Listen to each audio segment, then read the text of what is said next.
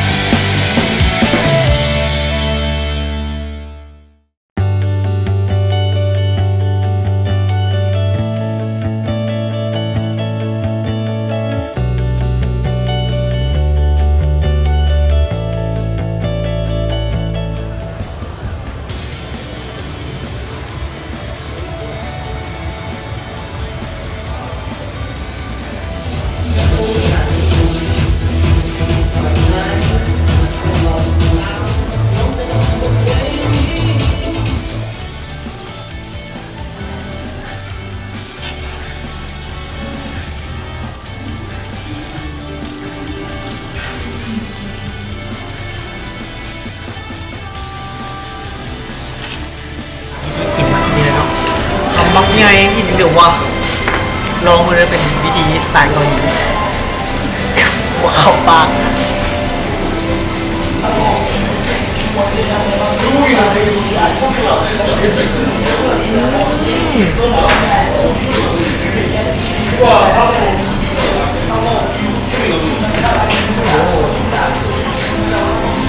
ใช่แล้ว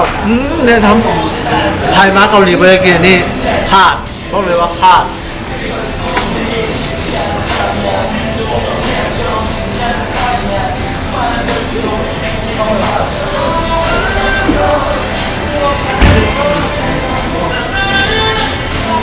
ให้ทำมิสซิฟให้เก่าจำเก่าเลย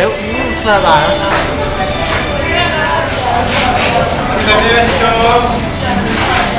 เรากินแบบวิธีละลาเบอร์มันจะทำน้อยลง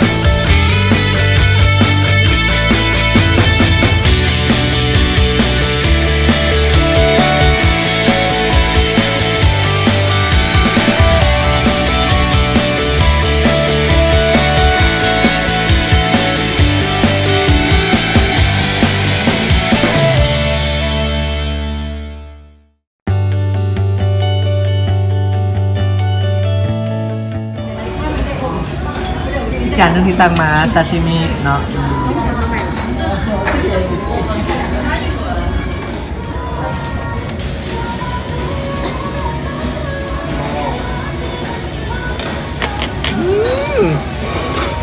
ปลาสดเวอร์บอกเลยสดเวอร์มาต้องลองมาต้องซิมบัวขาวเลยบัวขาวเลยดอนปกติขาวแต่ปลาซาชิมินะบัวขาวบอกเลยบัวขาวคนที่บ่กินปลาดิบก็ลองเบิ่งบอกเลยว่าบัวขาว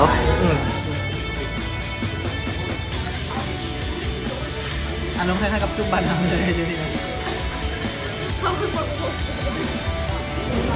원래 여기다가 아직도 넣고 있어.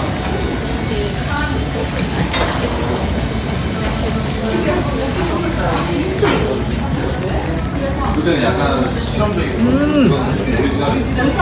เดี๋ยวเอาไปจุ่มนะเนื้อโคตรนุ่มเลยบอกเลยกินดิบกระแซบเนาะแล้วก็ไปจุ่มสุกกระแซบเหมือนกันน้ำปลาโอ้โหเหมือนกันนะ